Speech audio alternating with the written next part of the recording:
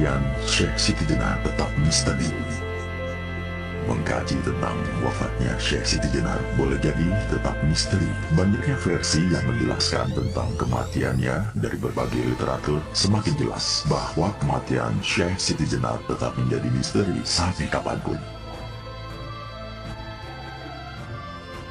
Banyak penjelasan perihal kematian Syekh Siti Jenar seperti dikaitkan dengan Sultan Demak Raden Fatah dan Dewan Wali Songo yang dipimpin oleh Sunan Bonang dan dihubungkan dengan Sunan Kalijaga. Data ini mengacu pada serat Syekh Siti Jenar oleh Ki Sostrowijoyo. Versi kematian Syekh Siti Jenar lainnya tercantum dalam Wawacan Sunan Gunung Jati Pupuh ke-39 terbitan Emon Surya Atmana dan T.D. Sujana. Kematiannya dikaitkan dengan Sunan Gunung Jati, Sunan Kalijaga, Sunan Bonang, Sunan Kudus, dan Sunan Giri. Diperkuat juga dalam suluk Syekh Siti Jenar yang muncul juga tokoh-tokoh lain seperti Syekh Malaya dan para ulama lainnya.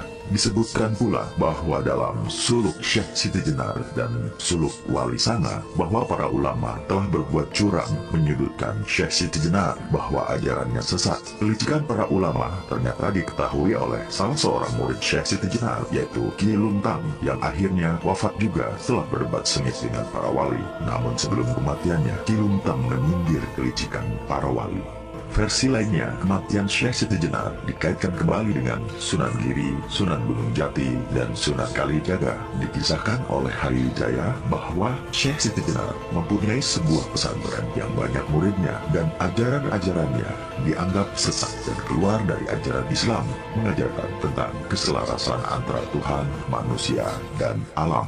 Dalam kisah versi ini disebutkan Sunan Giri sebagai ketua persidangan setelah mendengar penjelasan dari berbagai pihak dan bermusyawarah dengan para wali memutuskan bahwa ajaran Syekh Siti Jenar itu sesat. Ajarannya bisa merusak moral masyarakat yang baru saja mengenal Islam. Sejak saat itu pesantren Syekh Siti Jenar ditutup dan murid-muridnya pun bubar menyembunyikan diri dan sebagian masih mengajarkan ajaran Wahdatul Wujud walaupun secara sembunyi-sembunyi.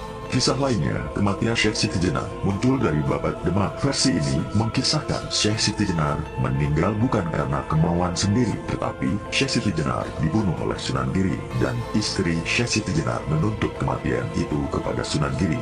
Kematian Syekh Siti Jenar versi ini dikemukakan pula dalam Babat Tanah Jawa yang disadur oleh S. Santoso dan memunculkan tokoh Syekh Maulana yang membuat muslihat bahwa mayat Syekh Siti Jenar telah berubah menjadi seekor anjing karena ajarannya bertentangan dengan syariat.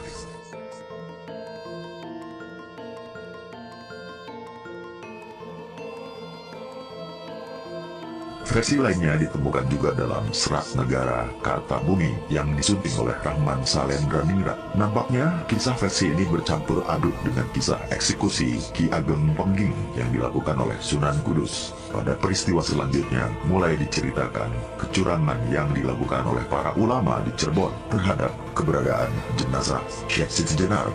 Dikisahkan juga setelah eksekusi dilaksanakan, jenazah Syekh Siti Jenar dimakamkan di suatu tempat yang kemudian banyak diziarahi orang. Nah, untuk mengamankan keadaan, Sunan Gunung Jati memerintahkan secara diam-diam agar mayat Syekh Siti Jenar dipindahkan ke tempat yang dirahasiakan. Sedangkan di kuburannya yang sering dikunjungi orang-orang itu dimasukkan bangkai anjing hitam.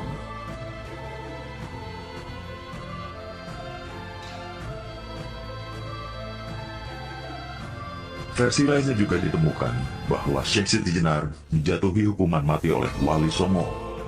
Dikisahkan satu hukuman harus dilaksanakan, maka para anggota Wali Songo mendatangi Syekh Siti Jenar untuk melaksanakan hukuman mati. Akan tetapi, kemudian para anggota Wali Songo tidak jadi melaksanakan hukuman tersebut karena Syekh Siti Jenar justru memilih cara kematiannya sendiri dengan memohon kepada Allah agar diwafatkannya tanpa harus dihukum oleh pihak Sultan dan para Sunan. Sekaligus Syekh Siti Jenar menempuh jalan kematiannya sendiri yang sudah ditetapkan oleh Allah. Versi ini mengacu pada serat Syekh Siti Jenar yang diubah oleh Ki Sostrowijoyo yang kemudian disebarluaskan kembali oleh Abdul Munir Mulkani.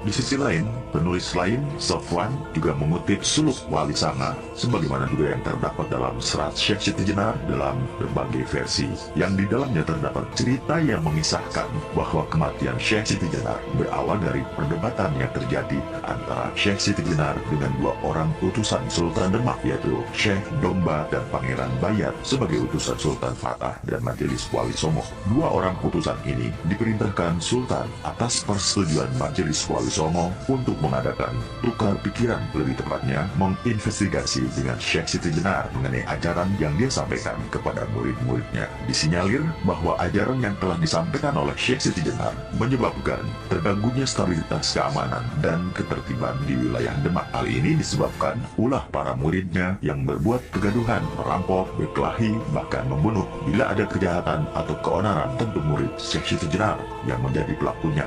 Ketika pengawal kerajaan menangkap mereka bunuh diri di dalam penjara. Bila dikorek keterangan dari mereka, dengan angkuh mereka mengatakan bahwa mereka adalah murid Syekh Siti Jenar yang telah banyak mengenyam ilmu makrifat dan selalu siap mati bertemu Tuhan.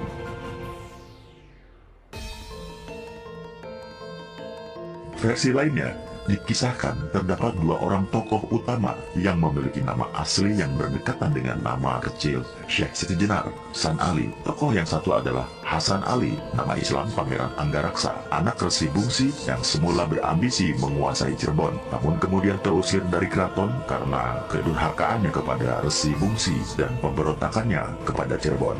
Ia menaruh dendam kepada Syekh Siti Jenar yang berhasil menjadi seorang guru suci utama di Giri Amparan Jati. Tokoh yang satunya lagi adalah San Ali Ansar Al-Isfahani dari Persia, yang semua merupakan teman seperguruan dengan Syekh Siti Jenar di Baghdad. Namun ia menyimpan dendam pribadi kepada Syekh Siti Jenar karena kalah dalam hal ilmu dan kerohanian. Ketika usia Syekh Siti Jenar sudah uzur, dua tokoh ini bekerja sama untuk berkeliling ke berbagai pelosok tanah Jawa, ke tempat-tempat yang penduduknya menyatakan diri sebagai pengikut Syekh Siti Jenar, padahal mereka belum pernah bertemu dengan Syekh Siti Jenar, sehingga masyarakat tersebut kurang mengenal sosok asli Syekh Siti Jenar. Pada tempat-tempat seperti itulah, dua tokoh pemalsu ajaran Syekh Siti Jenar memainkan perannya, mengajarkan berbagai ajaran mistik, bahkan perdukunan yang menggeser ajaran Tauhid Islam. Hasan Ali mengaku dirinya sebagai Syekh Lemah Abang, dan San Ali Ansar mengaku dirinya sebagai Syekh Siti Jenar. Hasan Ali beroperasi di Jawa bagian barat, sementara San Ali Ansar di Jawa bagian timur. Kedua orang ini sebenarnya yang dihukum mati oleh anggota Wali Songo karena sudah melancarkan berbagai fitnah keji terhadap Syekh Siti Jenar sebagai guru dan anggota Wali Songo. Kemungkinan karena silang sengkarut kemiripan nama itulah, maka dalam berbagai serat dan babat di daerah Jawa, cerita tentang Syekh Siti Jenar menjadi simpang siur. Namun pada aspek yang lain, ranah politik juga ikut memberikan andil mendiskreditkan nama Syekh Siti Jenar, karena naiknya Raden Fatah ke tampuk kekuasaan Kesultanan Demak diwarnai intrik perebutan takhta kekuasaan Majapahit yang sudah runtuh, sehingga segala intrik bisa terjadi dan menjadi halal untuk melakukan, termasuk dengan mempolitisasi ajaran Syekh Siti Jenar yang memiliki dukungan massa banyak namun tidak menggabungkan diri dalam ranah kekuasaan Raden Fatah.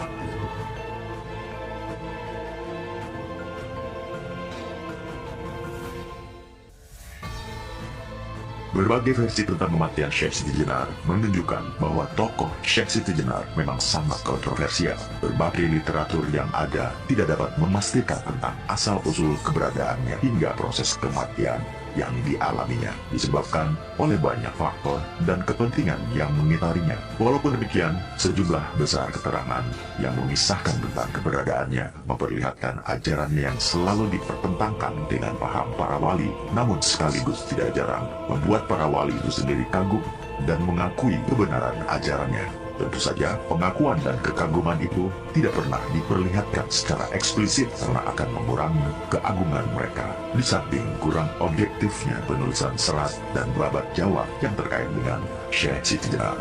Dengan demikian, kita dapat melihat bahwa dalam berbagai serat dan babat tersebut, akhir dari kisah Syekh Siti Jenar selalu dihiasi dengan usaha-usaha intrik politik para wali. Bisa jadi hal ini memang dilakukan oleh para ulama penjilat kekuasaan, oleh murid-murid generasi penerus para ulama yang pernah memusuhi ajaran Syekh Siti Jenar, atau para penulis kisah yang juga memiliki kepentingan tersendiri terkait dengan motif politik, ideologi, keyakinan, dan ajaran keagamaan yang dianutnya.